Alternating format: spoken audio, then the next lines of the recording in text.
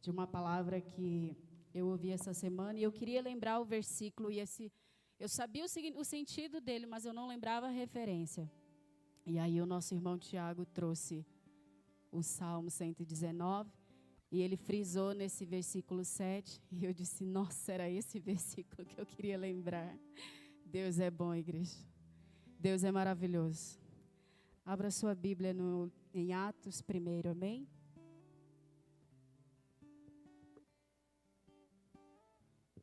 Glória a Deus. Aleluia, Espírito Santo de Deus. Glória, glória, glória ao nosso Senhor Jesus Cristo. Vamos ler a palavra do Senhor, amém? Diz assim a palavra do Senhor a partir do verso 10. E eles ficaram com os olhos fixos no céu, enquanto ele subia. De repente, surgiram diante deles 2 homens vestidos de branco, que lhes disseram: Galileus, por que vocês estão olhando para o céu? Este mesmo Jesus, que dentre vocês foi elevado aos céus, voltará da mesma forma como o viram subir. Aleluia, igreja. Pode assentar-se, igreja. E desde a abertura do culto até o momento da palavra, Deus estava falando comigo e com você a respeito do nosso comportamento, a respeito das nossas atitudes. E essa palavra ficou no meu coração, porque esse versículo que nós acabamos de ler fala do momento em que os discípulos eles estavam ali vendo Jesus ser elevado aos céus. Só que até chegar esse momento, os discípulos passaram por muitas coisas com Deus, com o nosso Senhor Jesus Cristo. E aí nós chamamos isso de processo. Jesus ensinou, Jesus instruiu, direcionou os discípulos em tudo para o que haveria de vir. Instruiu os discípulos sabendo, vai chegar o momento em que eu não vou mais estar fisicamente perto deles. E eles precisam reagir. Eles precisam exercer. E aí imagine os discípulos ali parados e vendo o Pai subir. Quantas horas eles ficaram ali, será? Por quanto tempo eles ficaram ali? Quantos milagres os discípulos testemunharam? E Jesus estava a todo momento ali do lado deles. Será que na mente de um deles não passou assim, não, ele está subindo. Algo extraordinário está acontecendo. Vamos esperar, o nosso Jesus vai retornar. Porque eles sabiam que Jesus estava o tempo todo do lado deles ali. Amém? Assim acontece conosco hoje em dia, igreja. Nós cremos que Deus está o tempo todo do nosso lado. Nós cremos que Jesus direciona o tempo todo as nossas vidas. E aí então, eu pensando, conversando com Deus, e Deus falava no meu coração: Rafael, comunhão gera direção. Diz para o teu irmão: comunhão gera direção. Jesus está falando aos nossos corações, igreja. Jesus está falando a mesma coisa desde que nós chegamos aqui, igreja. Usou os irmãos aqui para falar os versículos para dizer obediência, posicionamento. Comunhão gera direção. Quando eu e você, nós nos achegamos, nós buscamos intimidade com esse Deus, Ele direciona tudo em nossas vidas. Tudo. Ele não falha em nada. Ele é absoluto. Ele é incrível. Como eu costumo dizer, e a Raíssa falou, Ele é grandão. Ele sabe de todas as coisas, igreja.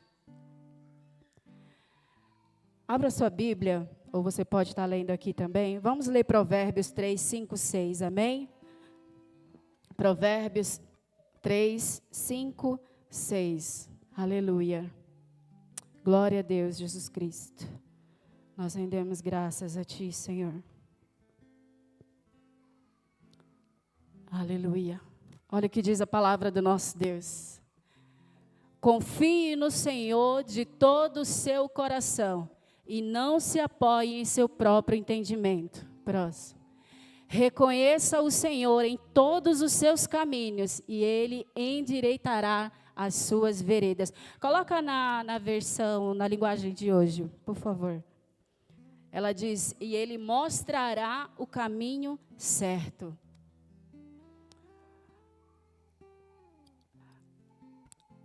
Ele mostrará o caminho certo. É na Nova Tradução, na linguagem de hoje, não? Então tá bom, eu vou ler aqui que eu deixei anotadinho. Confie no Senhor de todo o coração e não se apoie na sua própria inteligência. Lembre de Deus em tudo o que fizer, e Ele lhe mostrará o caminho certo. A palavra do Senhor diz, confie na sua própria força? Não. Confie na sua própria inteligência? Não. Deus diz para mim e para você, confie em mim. E eu te mostrarei o caminho certo. Porque muitas vezes nós queremos agir com as nossas próprias forças. Queremos insistir em decisões pela nossa própria vontade. E a Bíblia é maravilhosa, irmãos. Porque quando nós começamos a ler ela, começamos a nos aprofundar, Deus tem um conselho para mim e para você, para tudo, tudo. E Deus está falando para mim e para você nessa noite. Continua confiando em mim, porque eu te mostrarei o caminho certo. Aleluia. E quando o caminho para mim parece ser certo aos meus olhos, eu sei que ele está certo, eu sei que eu preciso tomar aquela decisão por esse lado ou para o outro lado, eu insisto em ficar ali parado, eu não sei, eu não tomo uma decisão, eu fico, será que eu vou, será que eu não vou, será que é isso? Será que Jesus está me chamando? Será que Deus está falando comigo? Quando eu estou assim nesse momento indeciso, Deus sempre envia alguém para falar com você. Deus sempre envia alguém para te direcionar, para te ajudar na caminhada. Quantos de nós passamos por essa experiência? Eu lembro que há uns anos atrás, quando a minha irmã ainda era viva, ela passou por uma enfermidade bem pesada, ela perdeu todos os cabelos dela, e a gente não sabia mais o que fazer, porque ela estava na plena juventude, eu estava com 17 anos, e daí ela estava na plena vaidade. E aí os remédios dos médicos não faziam efeito nenhum. E um dia minha mãe sentou numa praça, desesperada, começou a chorar. E ela conta que um senhor sentou do lado dela e disse assim para ela, não chora não, Deus vai tratar ela. Chegando na sua casa, pega isso, faz assim, assim, assim, e ela vai ficar curada. Vai dar tudo certo. Só confia. O que ele mandou ela fazer não era nada, praticamente, igreja. Era como se fosse para ela queimar qualquer folha. E pegasse aquele pó e passasse no couro cabeludo dela.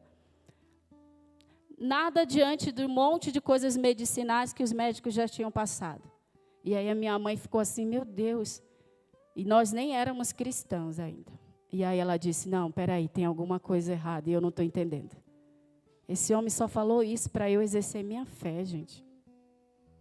Eu vou fazer isso pela fé. Não que ela estava crendo que aquilo iria curar a minha irmã. Não se tratava sobre o objeto material. Mas ela cria que se ela obedecesse o que o homem de Deus enviado por Deus estava falando, a Carla seria curada. E assim foi. A Carla ficou curada. Para a honra e glória do nosso Senhor Jesus Cristo. E o que é isso, igreja? É confiar que Deus sempre coloca pessoas no nosso caminho, na hora certa, no lugar certo. Deus não abandona os seus filhos. E ainda assim, muitas vezes, nós teimamos. Somos teimosos muitas vezes. Volta a Atos 1. Coloca o verso 11, por favor.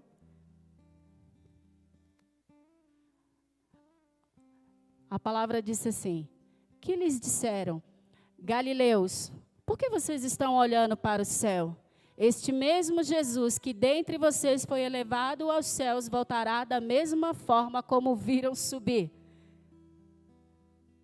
Eles precisaram de 2 varões, 2 anjos para serem alertados. O que vocês estão admirando? Esse mesmo Deus que vocês estão vendo subir, Ele vai voltar.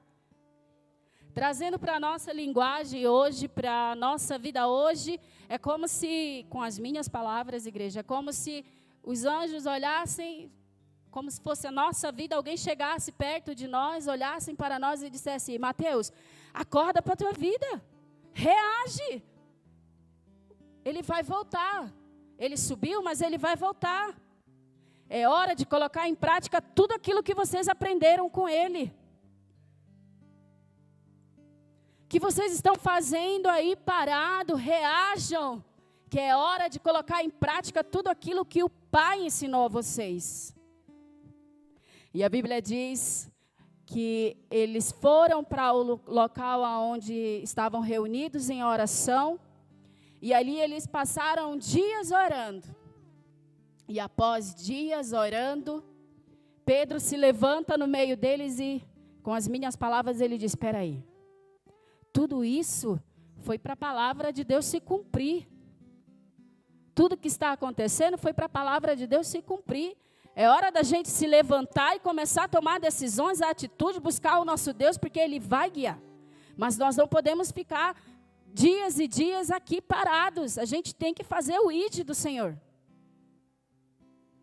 E aí a palavra diz que eles estavam ali a cerca de 120 pessoas reunidos.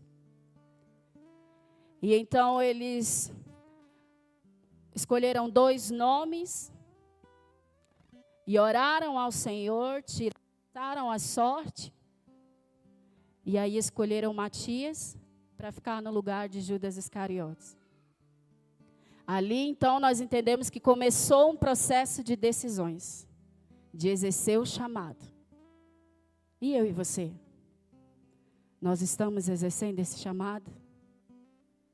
Nós estamos colocando em prática, porque uma vez salvos, uma vez que nós aceitamos esse Deus maravilhoso. Quem lembra da sua primeira experiência quando leu a Bíblia pela primeira vez? Quando eu fui comprar a minha primeira Bíblia, eu até comentei isso essa semana aqui na igreja. Gente, eu estava muito alegre. Eu não queria nem olhar o valor, eu queria ver a Bíblia assim e dizer: uau, eu quero essa Bíblia para mim.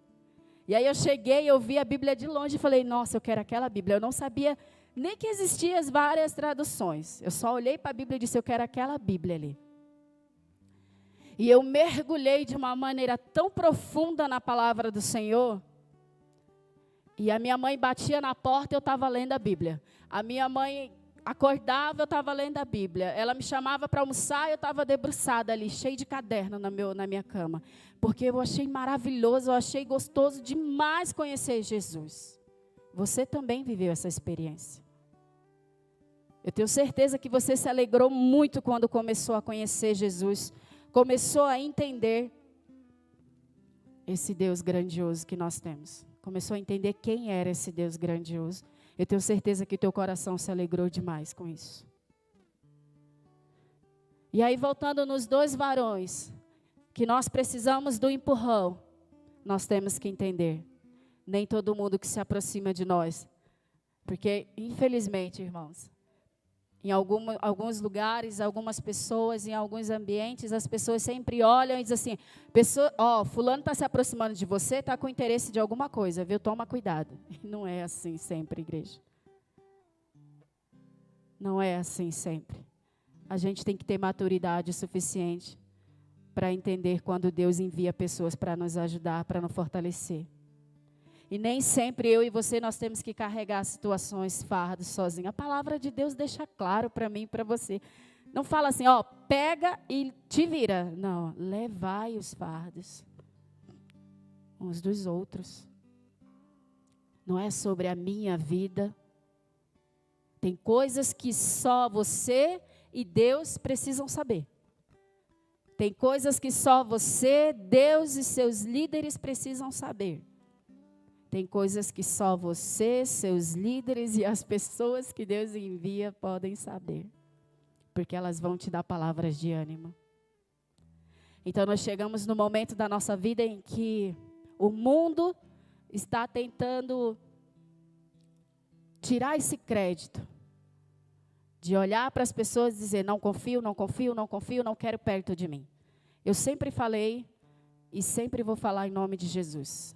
Eu prefiro me decepcionar, mas tentar, do que olhar para as pessoas e dizer, nem tentei me aproximar. Eu prefiro tentar, me decepcionar, perdoar e continuar. Isso é o mais importante. Perdoar e continuar. Porque aí sim, você está expressando o amor de Cristo. Você está expressando o amor do nosso Deus maravilhoso. Amém? Eu queria ler com os irmãos Eclesiastes 4:9. Amém? Glória a Deus. Eclesiastes 4:9.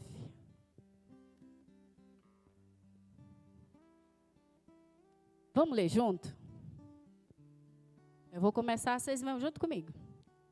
É melhor ter companhia do que estar sozinho, porque maior é a recompensa do trabalho de duas pessoas.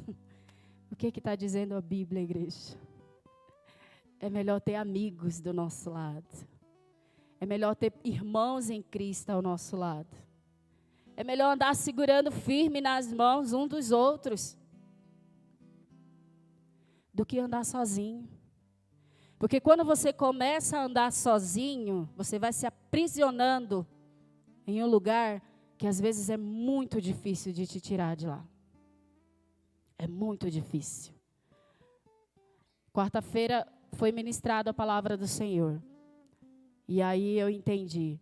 Nós estamos literalmente vivendo os dias maus, onde pessoas estão trancando a porta do quarto e fazendo o inverso.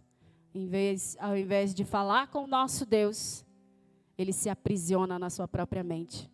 Na sua mentalidade que está ficando escura e ninguém mais me ama.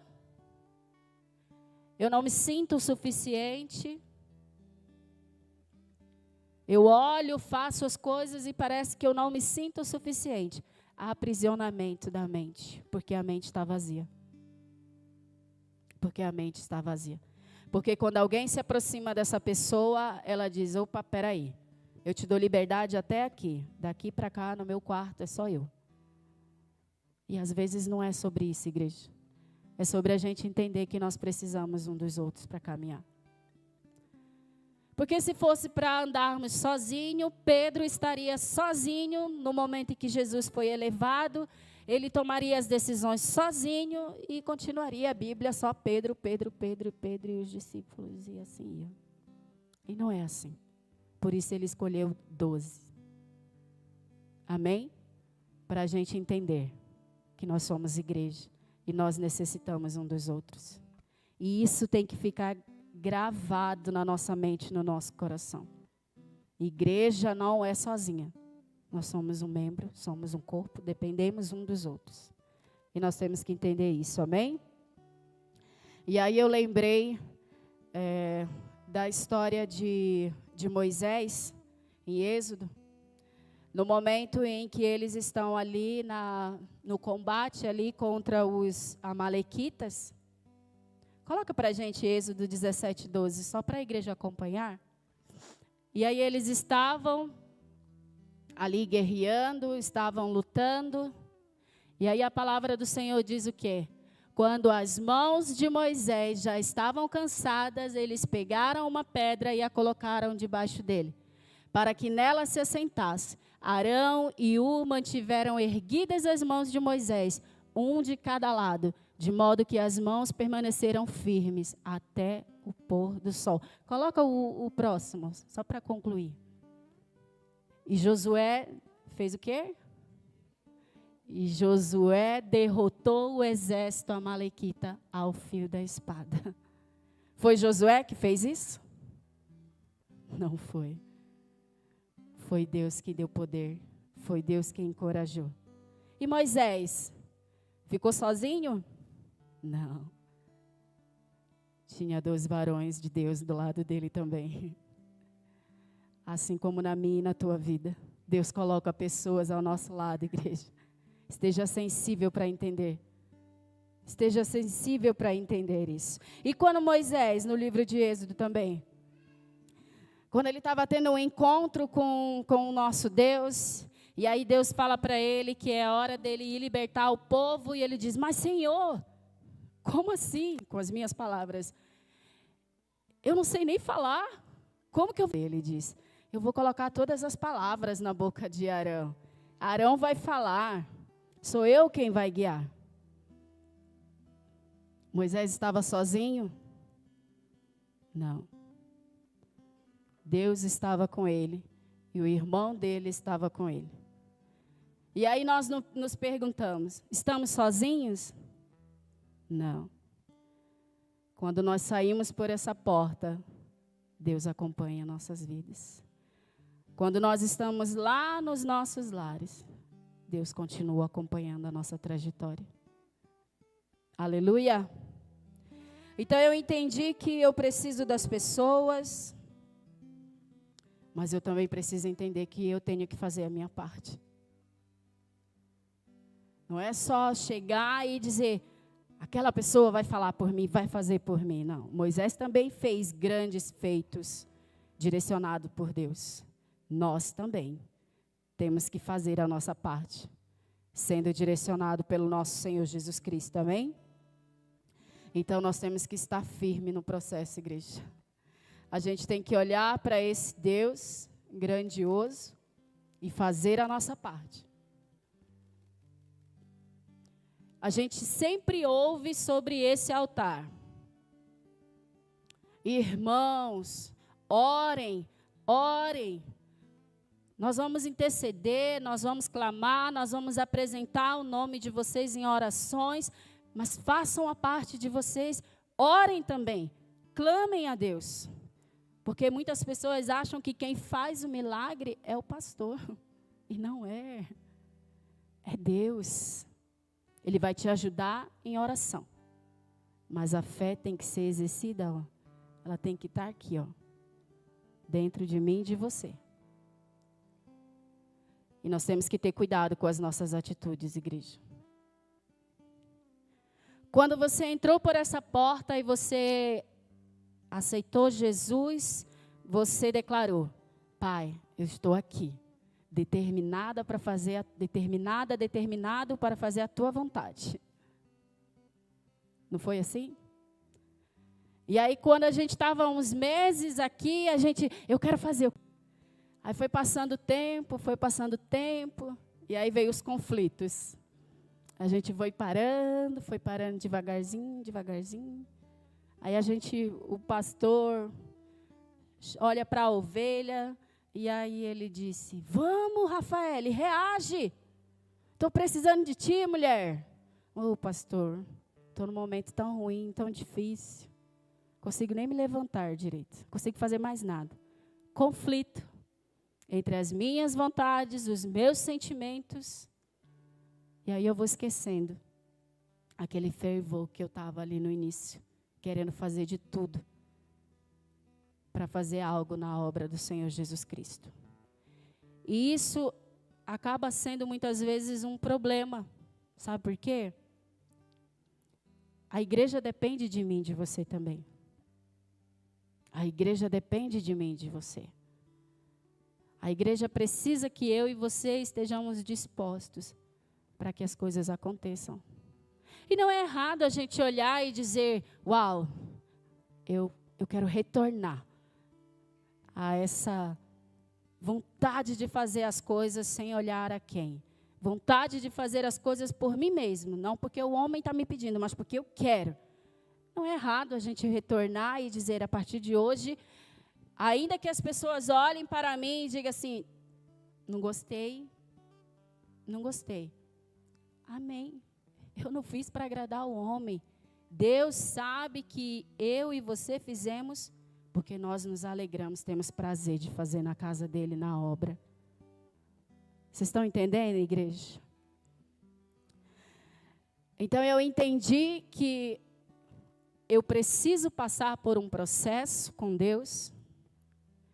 Eu entendo que Deus coloca pessoas ao meu lado para me ajudar nesse processo, amém?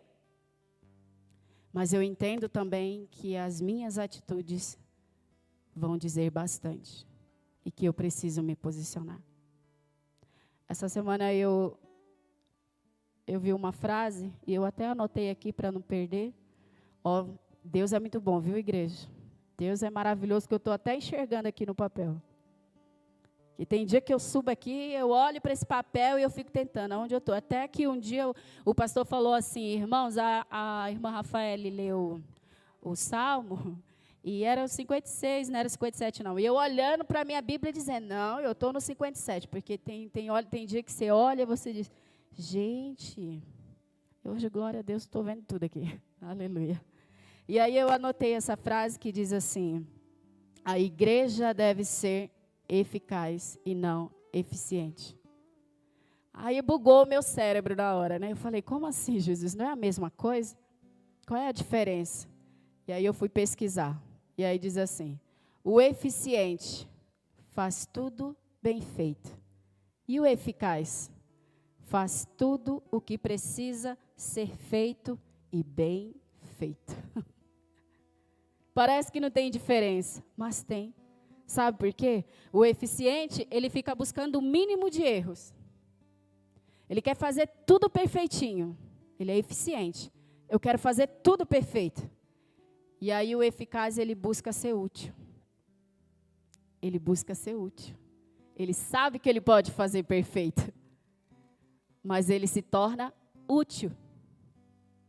Está entendendo, igreja?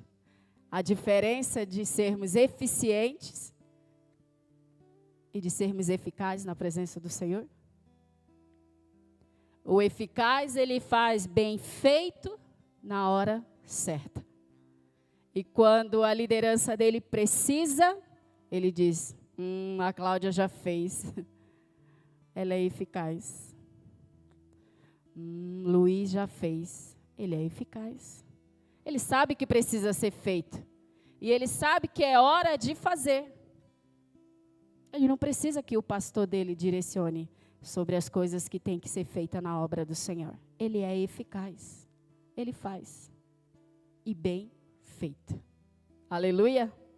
Glória a Deus. Ou seja, igreja, a gente tem que buscar ser eficiente, fazer tudo bem feito, mas na hora que é necessário, a gente tem que ser eficaz. Não adianta de nada eu ser eficiente e na hora que eu preciso, que é preciso, eu não faço. Não adianta de nada eu ter excesso de conhecimento, excesso de sabedoria, excesso de inteligência, excesso disso, excesso daquilo, e na hora que a igreja precisa, eu não faço. Porque eu estou alimentando o meu próprio eu, igreja. E esse é mais um cuidado que nós temos que ter nas nossas atitudes. O cuidado com os excessos.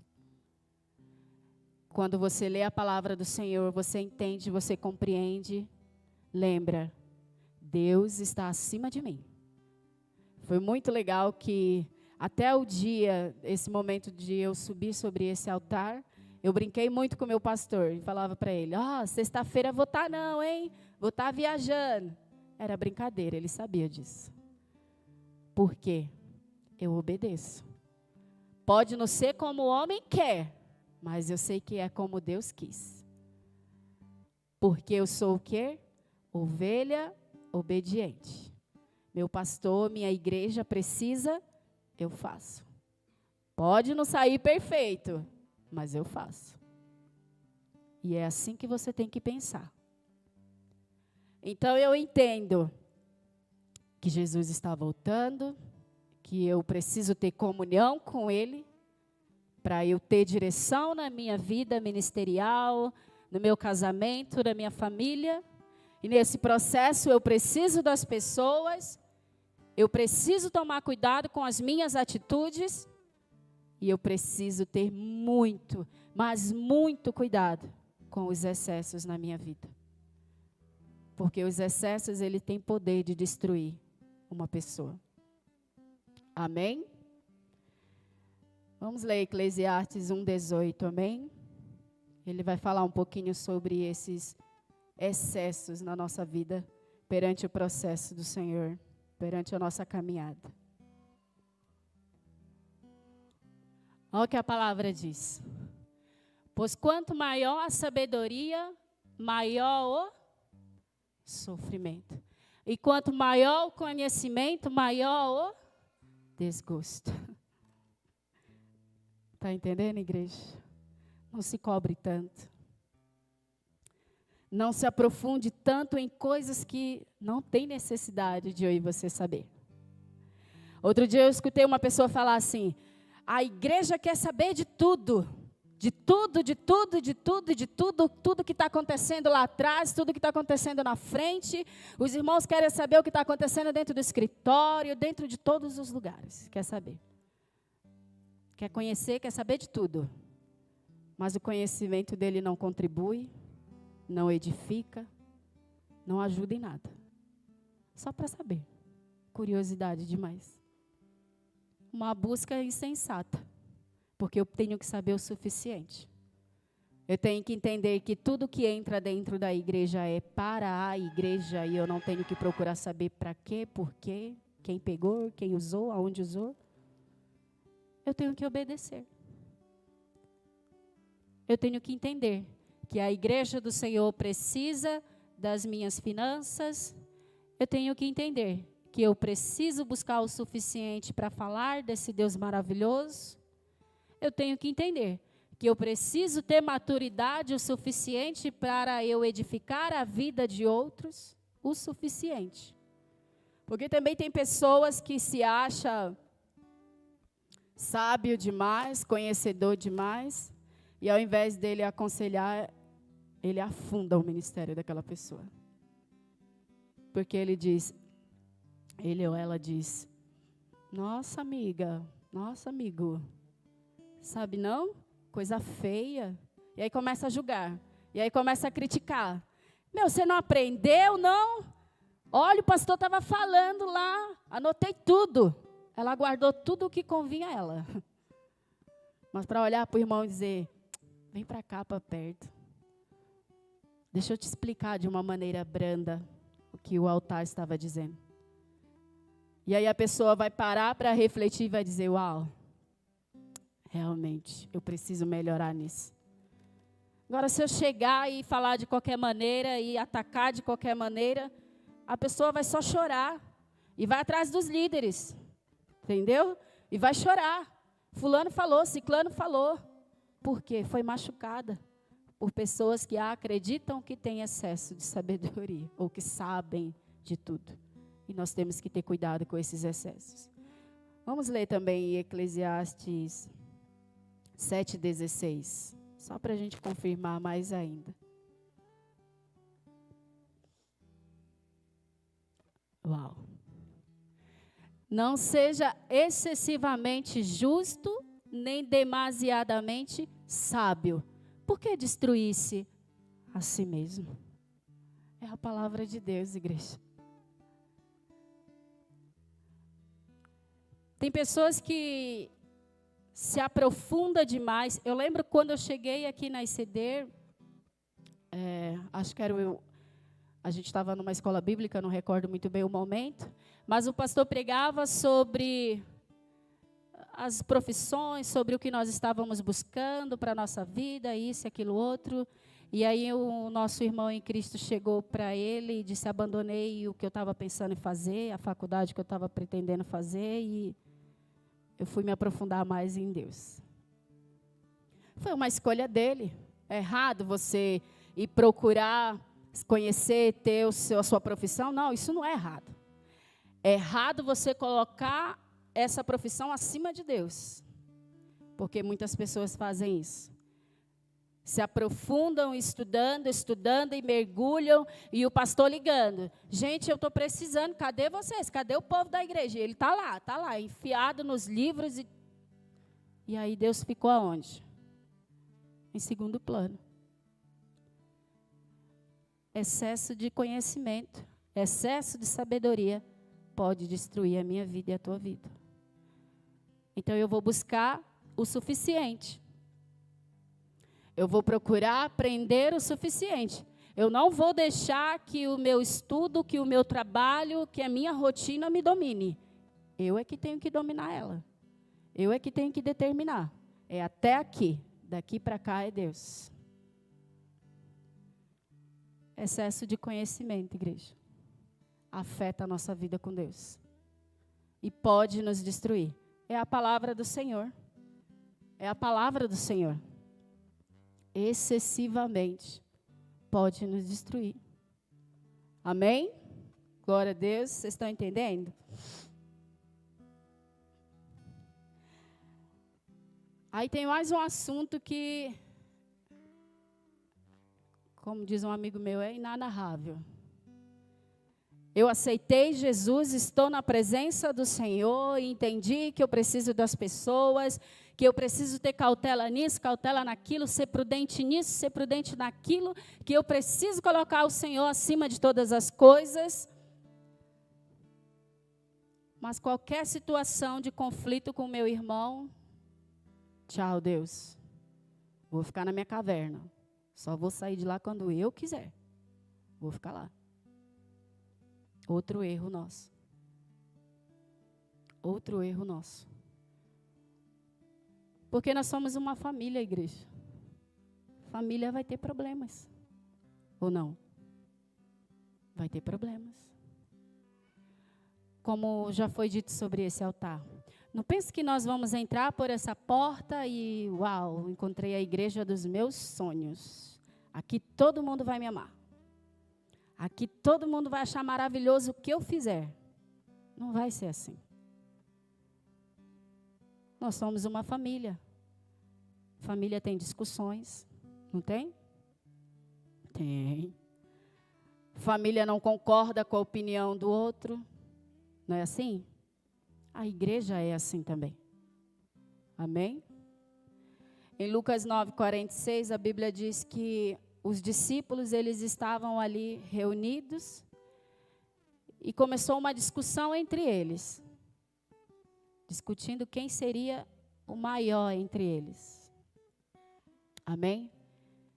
E aí Jesus olha para ele e diz assim: aquele que for o menor, esse será o maior. É assim na igreja também. Quando nós deixamos que a humildade vá à frente, a gratidão vá em frente, nós estamos dizendo: eu estou diminuindo e o meu Deus é quem vai crescer através de mim. É Ele quem vai resplandecer. Eu não estou aqui pregando porque eu acho que eu tenho capacidade o suficiente. Não. Antes de eu sair da minha casa, eu dobrei meu joelho, chorei na presença do Senhor e disse: Jesus, eu não sou merecedora de nada disso. Mas eu vou, porque é o Senhor quem capacita. É a humildade, igreja, que todos nós temos que ter. Nós subimos sobre esse altar para dirigir e nós entendemos: Deus vai falar através da minha vida. A irmã Cláudia, misericórdia, ô mulher que tem testemunho, ô glória, aleluia. Isso é bom, isso é bênção, testemunho vivo, mulher de fé. Amém? E aí a gente se prepara, hoje eu vou dirigir o culto. Eu, igreja do céu, eu fico uma pilha de nervos. A Keise estava ali atrás, assim, vou até pedir para pôr. Eu falei para ela assim: Keise, se não tiver uma musiquinha lá, eu vou travar, eu não vou funcionar. E ela: calma, vai dar tudo certo. Eu coloquei no meu coração: temor a Deus. É isso que significa o meu nervosismo ali, antes. Porque depois eu deixo Deus falar. E Ele fala. Está falando ou não está falando? Está falando, igreja. Porque é Ele. Não é sobre mim. é sobre Deus. E aí eu sempre falava, a minha mãe Mãe é um negócio complicado, né? O povo olha para o teu filho e diz assim, imagina, está dizendo que o menino tem um talento. Só a mãe que está vendo isso. A mãe enxerga talento no filho que ninguém vê. E a minha mãe, por eu ter vindo de uma vida mundana antes de conhecer Jesus, ela tinha uma adoração tão grande na minha voz, na maneira que eu me expressava com as pessoas, que para todo mundo que chegava, ninguém precisava me apresentar. Minha mãe já ia na frente e ia dizendo, minha filha, está vindo aí atrás, minha filha é cantora, ela que canta nessa banda. Eu dizia, Jesus tem misericórdia. Claro que eu não falava, que eu não conhecia Jesus, mas eu dizia, meu Deus. E aí, quando eu aceitei Jesus, vim para a presença dele, comecei a me dedicar, comecei a estudar, comecei a falar com esse Deus. E aí a minha mãe, ela falava assim, olha aí, minha filha que vai louvar hoje, bênção de Deus. Falava, mulher, para com isso. Não é meu, não é nada sobre mim, é sobre Deus. Não, minha filha, você nasceu foi para ser isso, você nasceu foi para ser aquilo. Mulher, para com isso. E aí eu sempre vinha falando e venho até hoje falando para ela. A gente tem que ter muito cuidado com o que a gente ouve, para que isso não entre no nosso coração e venha criar excessos dentro de nós que venham nos destruir. Porque se Deus disser, Rafael, você não vai falar mais nada agora, porque você está se exaltando, eu vou ficar muda aqui. Misericórdia, Pai. Porque é Ele, não é sobre nós. Amém, igreja? Nós estamos entendendo o processo na presença do nosso Senhor Jesus Cristo? É um processo. E a gente tem que lembrar sempre. Comunhão gera direção. Se eu não tenho intimidade com Deus, não tenho intimidade com as pessoas que estão ao meu lado, não tenho cautela com as minhas atitudes, eu não tenho direção de Deus. Eu estou agindo pelas minhas próprias mãos, pela minha própria vontade. Amém? Deus chama a igreja. Deus direciona a igreja. Talvez você está aí sentado e está dizendo, uau, eu preciso tomar uma decisão na minha vida. Preciso mudar isso aqui na minha vida. É Deus. Deus faz isso. Deus direciona. Você está aqui em comunhão com Ele. E Ele está falando. Ele está direcionando. Ou você acha que você entrou por essa porta ali só para ver a Rafael falando aqui em cima, porque a voz dela é mais ou menos. Não. Você entrou porque Deus queria falar com você nessa noite. Ele queria te dizer, Luiz, Cláudia, Gabi, vocês estão no caminho certo. Comunhão gera direção. Amar uns aos outros gera direção. Cuidar um dos outros gera direção. Servir uns aos outros gera direção. Deixar o meu eu de lado gera direção. Ouvir a voz de Deus gera direção, igreja. E Deus está falando isso para mim e para você. Que é o que Ele espera de mim e de você. Que nós venhamos compreender o processo. E o processo dele é perfeito, igreja. O processo de Deus é perfeito, igreja. Se engana quem olha e diz, não, se é para apontar o dedo para mim ou fazer qualquer coisa, eu prefiro estar lá fora. Se engana. Melhor é estar na presença do Senhor. Melhor é estar no templo do Senhor, na casa desse Deus maravilhoso. Porque aconteça o que acontecer, Ele vai mandar 2 varões ali, do teu lado. Como os anjos estiveram do lado dos discípulos, Ele vai colocar pessoas ali do teu lado e vai dizer, reage, levanta essa cabeça, reage. Você conhece, você sabe da palavra, você conhece as escrituras. Não fica se martirizando, sofrendo. Levanta a tua cabeça e vai. Levanta a tua cabeça e volta para o altar. Levanta a tua cabeça e volta a servir. Porque quem usa a mim e você é Deus. Aleluia. Nós temos que ser sábios o suficiente em Cristo, igreja. Ouvir mais as pessoas. Ouvir mais esse Deus maravilhoso. Glória a Deus. Eu queria que colocasse Efésios 5, a partir do verso 25, amém? Eu prometi que eu não ia me estender muito, porque a igreja já me conhece, né? Eu gosto de falar. E aí, daqui a pouco, o pastor ia fazer com as mãozinhas lá atrás. Está na hora. Amém? As pessoas que estiveram no retiro. Quem me viu, ô glória. Poderia me procurar, não precisava procurar, não. Eu estava gritando lá por trás, alguém me enxergava. Em todo lugar, Rafael estava, meu. Mateus estava lá do outro lado, no laguinho, eu estava gritando lá na quadra. O pastor estava lá no quarto dele, eu estava gritando lá no outro lado. Estava alegria, feliz. Glória a Deus, porque eu estava com os meus irmãos no lugar onde eu queria estar. Eu estava em comunhão com meus irmãos, em comunhão com meu Deus. Deus sabe o quanto que eu esperei aquele momento. E aí a gente já saiu de lá. Vamos guardar dinheiro, que a gente precisa vir logo os 3 dias no próximo. A gente não pode faltar. Porque foi bom demais. Foi grandioso demais. Amém, igreja? Então, se nós aguardamos a volta do nosso Senhor Jesus Cristo da maneira correta, nós estamos honrando o sacrifício dele.